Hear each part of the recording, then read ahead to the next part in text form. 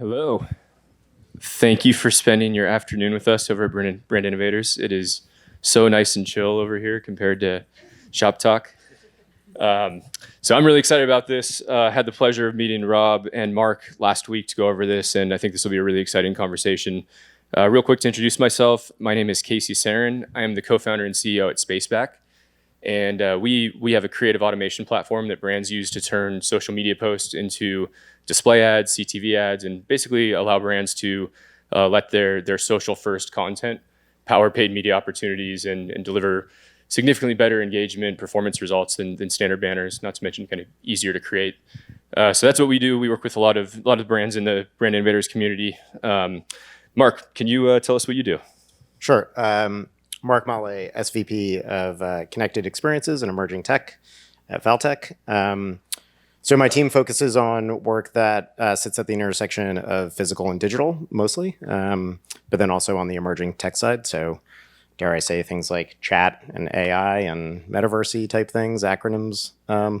So yeah, excited to be here. Great. Hi, everyone. I'm Rob Hill. I'm with Instacart. So I'm the general manager of Order Ahead. And in my role, I actually joined Instacart about 18 months ago as part of the FoodStorm acquisition. So I was the CEO of FoodStorm. You might be wondering, well, what's FoodStorm actually do? So FoodStorm's a software as a service order management system, which helps grocers manage their prepared foods businesses. So it's both everything from the online ordering side of things, but also the in-store management for the retailers. And excited to be here today. Yeah, and first, before we jump into this, can you tell us about your commute schedule? I know you spend a lot of your time on airplanes. Yeah, absolutely. So I flew in actually on Sunday and departed Melbourne, which is where I'm from, about midday Sunday, and I arrived in San Francisco 8 a.m. Sunday, and then I flew over here, and I'm flying back to Australia tomorrow night. So quick little 72-hour trip, and just about half of that on a plane, but excited to be here again. Cool.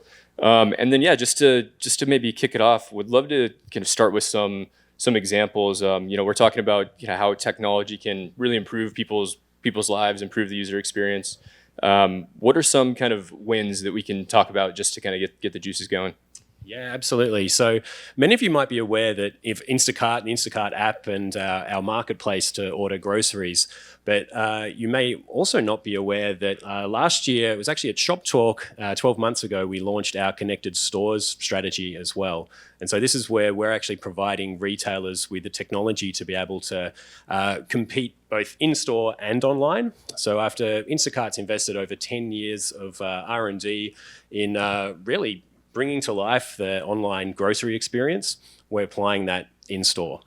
So examples of that actually are, you might have seen over at ShopTalk, the Caper Cart, which is literally a shopping cart which has AI in it. You can walk into a store, take that shopping cart, start throwing items in. It'll allow you to just bring up your items on the cart itself. You can skip the lines, and it's actually a really fun, magical experience. Likewise, we actually offer scan and pay technology, again, just in-store experience that can match the online experience. Solutions like FoodStorm as well are actually helping the end customer, but also retailers as well, which I think is just as important. So retail staff might have previously been using manual paperwork to manage their prepared foods businesses. You've probably all been to the deli and picked a little ticket up, things like that. We're actually automating all of that process as well. So there's massive opportunities to make a big difference. Nice. We're definitely going to come back to the AI shopping cart. Before, Marc, maybe you can give us some examples of work that you've done that, with your clients that you're proud of in the category. Yeah, I mean, I think in the category, I mean, just historically, I spent 15 years working with Nike and was fortunate enough to work on like the Nike Soho store, which I think at the time was kind of at the forefront of using technology and data, and intersecting with kind of the physical space, right? And I think they've since continued down that path, and even just some of the things that they did during COVID with self-checkout and, even just loyalty and your ability to only buy certain Nike products in the store if you were a member, like they just kind of continue to kind of push in that regard. I think, fast forward a little bit for myself, like, a lot of the work that my team is doing right now, looking at things like skin scanning for cosmetics, right? Like that's something that I think, over the past few years has really kind of taken off in a lot of ways. But the challenge many times is actually making it look real and not just like somebody took a Crayola and put it on your lips. But when you're actually in a physical retail environment, that becomes a lot more accessible because you have more control over the technology. I think generally, and even hearing Rob talk about some of these things, like we like to think about technology actually as something that's in the background, right? Like technology should actually be transparent to the end consumer or the guest if you're, in a hotel, as opposed to always being something that's just like in your face. And I think, even like the connected cart, it's just there, right? Like you're not asking the person to really engage with technology. They're just doing it as part of the process, right? Which I think is super interesting.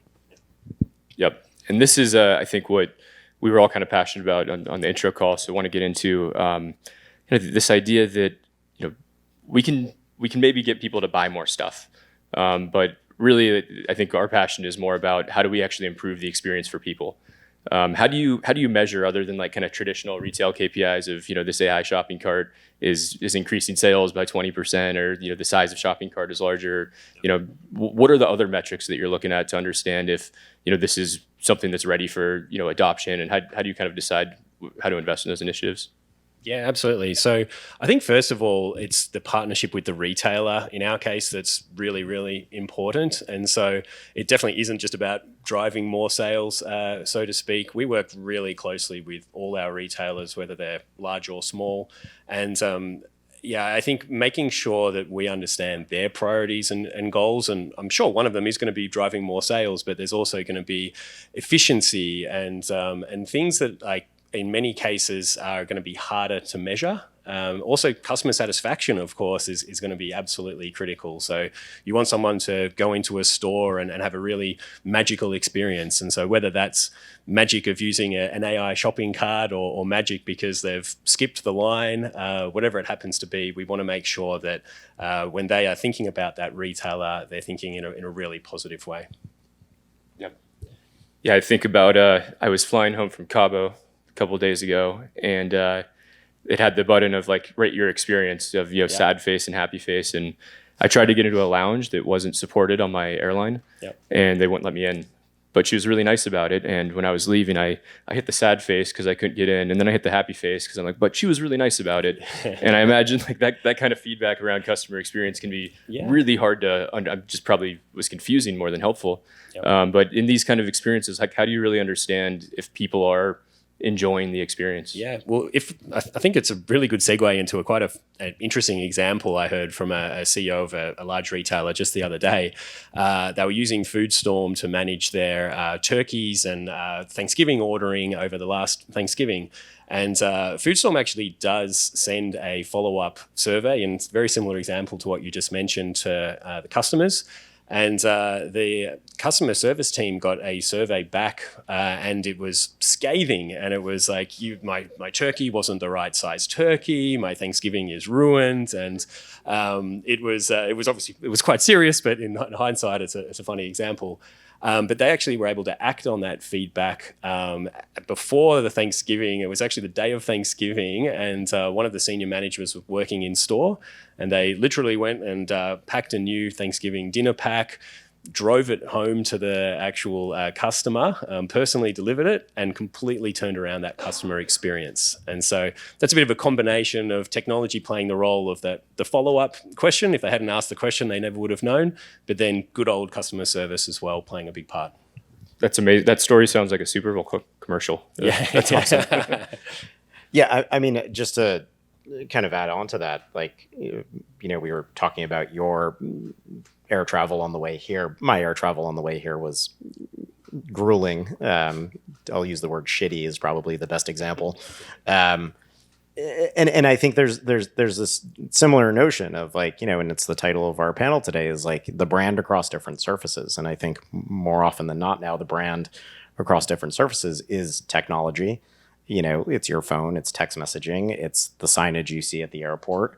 And it is the front line, like the customer service person, right? And I think, in my experience, flying in on my shitty air travel, I had a text message from Delta that said your flight is delayed, but when I got to the gate, the flight had already left. And I was like, what? Like, I'm showing you the text message. And the guy at the counter was like, sorry, like, plane's gone. And I was like, but it's delayed. Like, so, that's a situation where the surface of my text message and the monitors in the airport and all of the signage and my Delta app and the person at the front line just didn't connect. And like, you still have that one perception of the brand because you had different experiences across all the different surfaces.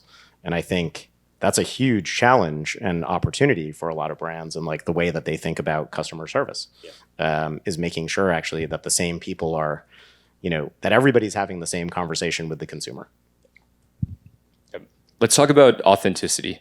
As you're trying, new things, new experiences in tech. Obviously, the staying on brand, can be a challenge. How do you work with other teams, within Instacart, and what is the kind of process for that? Yeah, and I think to the point just before, we believe similarly that the experience online and in-store needs to be consistent. It needs to be personalized, and the whole experience needs to be convenient. Whether you're online or you're in the store, you want to just have access to do what you need to do. In terms of maintaining the authenticity, I think that it comes back to those points as well. But I think that working with individual retailers, they're also going to have specific needs and requirements, and you can't really just throw a solution at a problem and just expect it to work. I think that you need to understand that in our case, each of the individual retailers are going to have their specific brand requirements and process requirements and the like. So every solution is going to need to be customizable or configurable in the tech way. And in our case, with connected stores, the different technology that we have is also quite modular as well. So we're not saying that every solution is going to be right for every single retailer. It's like pick and choose what's going to make sense and then also configure it as well. Yeah, I think from a brand perspective, I think, you have the brands that are out there just to do a thing for the press release, right? And then you have the brands that are out there who have an action item on doing a thing, and they maybe are happy when they get the press release. And I think that's super true when you're thinking about kind of some of the emerging experiences out there in the emerging tech side of the world, and really just any organization's ability to want to experiment with new experiences, right? And I think, that's always a challenge as somebody who works in consulting, where we work with, Fortune 500 and Fortune 100 brands out there, and like, we always kind of question where the briefs are coming from. And it's like, well, why do you gave me a brief that says like you want to do something with augmented reality, but like that's not a brief. Like I might tell you no, like maybe you shouldn't do augmented reality. And like as the bearded nerdy guy, like that feels weird. But like, so I think there's a little bit of that. Why are you experimenting? Like what's actually the business side of you doing that thing? And then kind of work through the like what the idea is and what the results are. And if the result is you just want a press release, just tell me that's what you want the result, right? Yeah. Yep. What are some examples of work that you've done, Marc, where you are working on like a physical experience that's kind of authentic across a digital world to physical? Yeah, without naming some of the specific brands, I think, in kind of the luxury cosmetic, space, there's been some really just interesting work in reconsidering kind of point of sale, in the physical space, and actually how are we aware of who that consumer is when they walk in, and how they're engaging with the brand, and then when they check out, and how does that actually all connect to each other? Everybody uses the term omni-channel, right?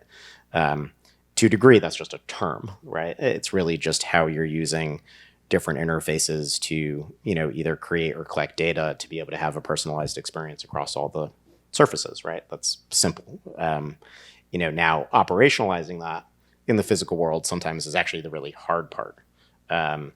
Being able to say to that store employee, this is what we're trying to do, and explain to them why and what they need to do and change their job, is a whole other challenge, right? And I think a lot of times when we're creating these experiences, like we spend equal amount of time actually creating the playbook for the store staff as we do, actually making the experience, or thinking about the technology and the data layer.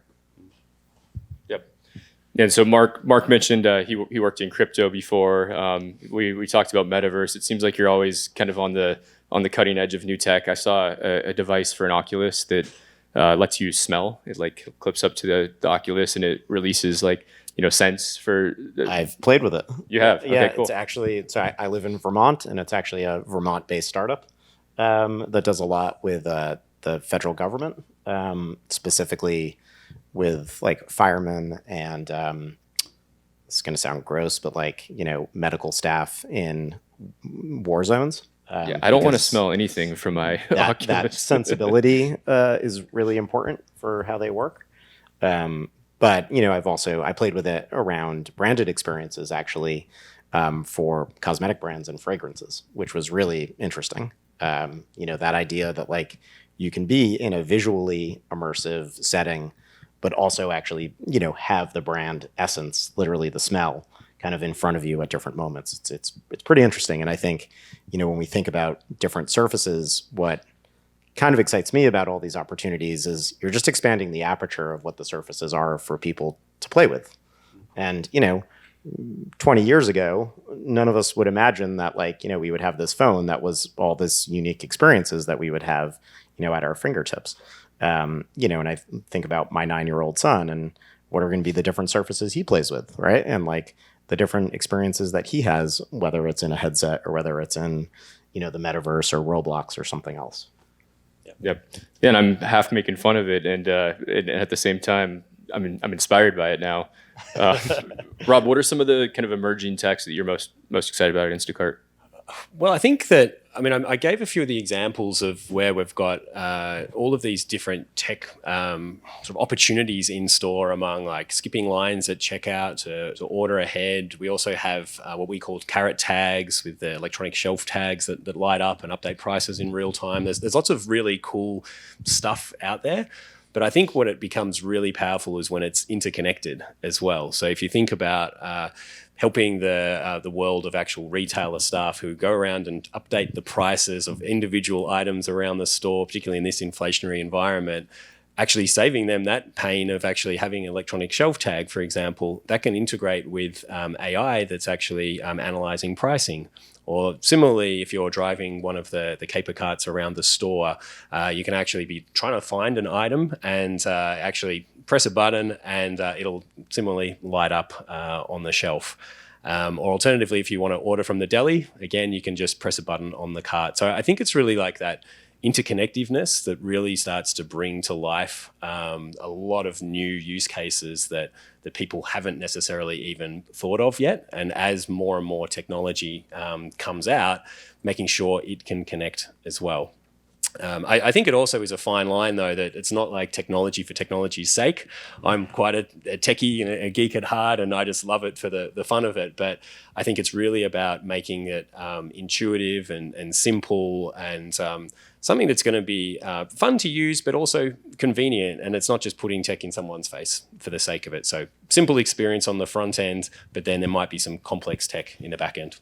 I think what's like interesting about that is, another thing that we talk a lot about at work is just this idea that like technology a lot of times, I think like in its most beautiful way is actually meant to connect people, right? Mm-hmm. Like the human side of technology to connect one person, if you're in a store to another person in the store who actually might have the answer. Yeah.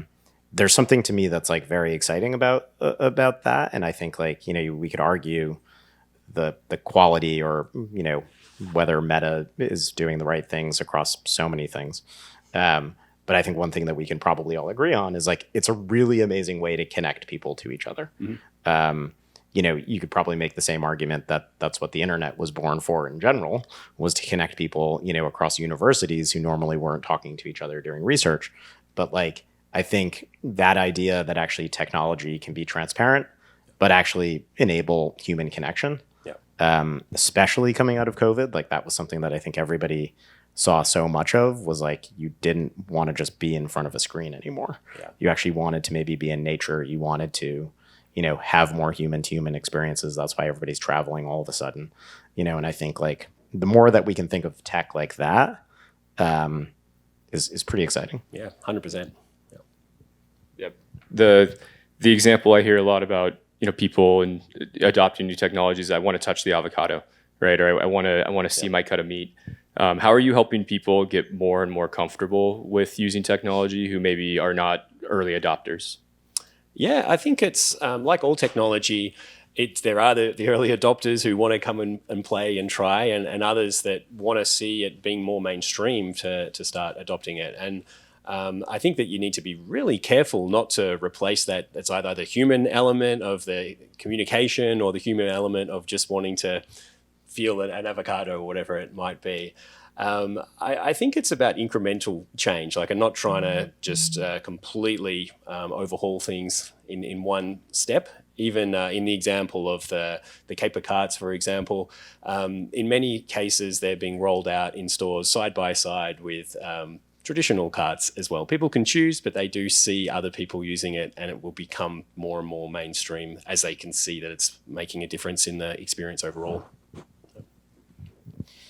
Yeah, I mean, I think like the idea that like you're actually giving people the option, Yeah, I think is to me pretty exciting, because I think people inherently don't want to just be told to go do a thing, and I think especially when that thing is like a new technology or a new experience that they were like, is this solving a problem that I didn't even really have before? Like I don't really know, right? Yeah. So, but the fact that like you're giving people the option, and that a high probability of them are actually going and using the technology, is a great, aspect of the way that it can kind of evolve over time. Yeah. I think what's probably interesting for you is also that that's probably a lot for you guys to learn, Yeah. right? So it's like you're now seeing how people are actually using these carts.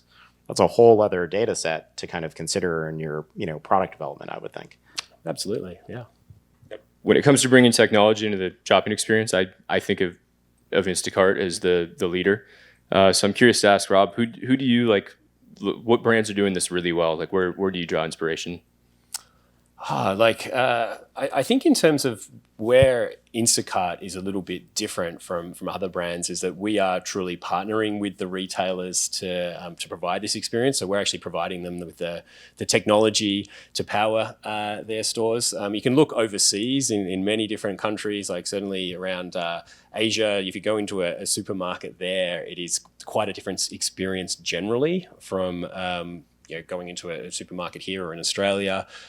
So we certainly look at lots and lots of different technology providers, but it's also keeping, I think, in mind the fact that we do need to be even open to just completely different experiences as well. Yeah. And Marc, obviously you've been close to this for a while. What are some of the coolest things you've seen blending kind of tech and physical experiences? I mean, I'll actually, example not necessarily directly connected to kind of the physical world. I think during COVID, there were some really interesting use cases around just DTC brands and some of the things that they were adding on to their products as part of the shopping experience. Like, there's a couple ski brands out there that come to mind, and like, being able to actually buy the ski, actually go and use it. And then if you don't like it, send it back to a DTC company for like a company that like you're beating the shit out of those planks on your feet, like on the mountain, and like you can send them back if you don't like them. Like that's a really big deal. Or the fact that if they get stolen, they're willing to help you replace them, at like a significant discount.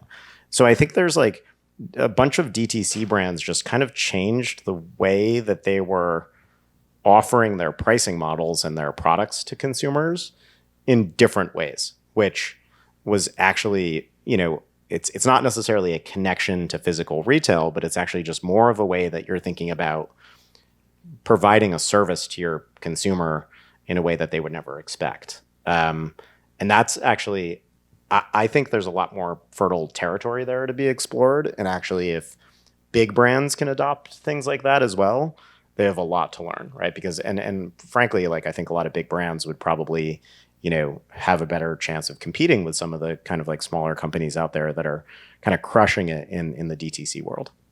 Yeah, and that's a great example of where, returning skis, where the tech is, kind of in the background. It's more of a policy, and then, how can you use the tech to make that efficient and try to minimize returns? And, there's a lot of, companies here at ShopTalk talking about, loyalty improvements. And I think that is a really interesting application of tech. But the reminder is you have to have good policies for people, and, be good at working with people. Good policies, good customer service, and stand by the product. Like at the end of the day, right? Like the technology, I think is almost it levels a playing field a lot of times, right? And like you can innovate on top of the technology, and you can innovate new experiences for the consumer.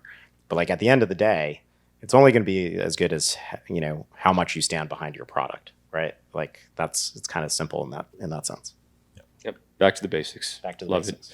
it. Well, I think we're getting the wrap up symbol. Maybe some questions from the audience. Do we have time for that? If we have. Hey guys, Ted Rubin. Hey Casey, good to see you, man.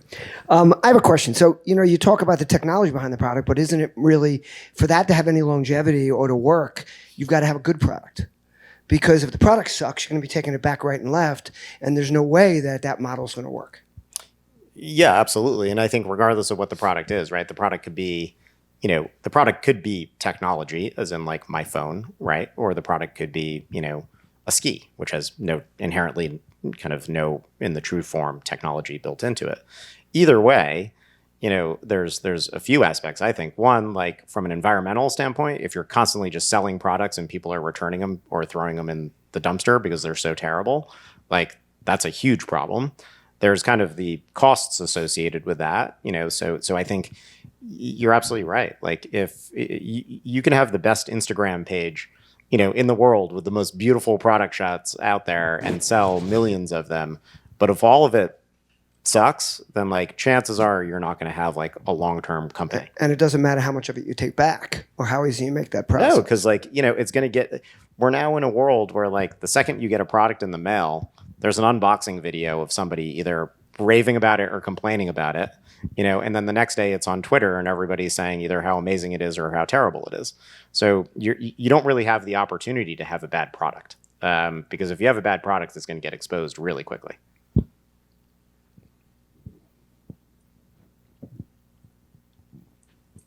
All right. Marc, Rob, thank you so much. Thank you. Thank you.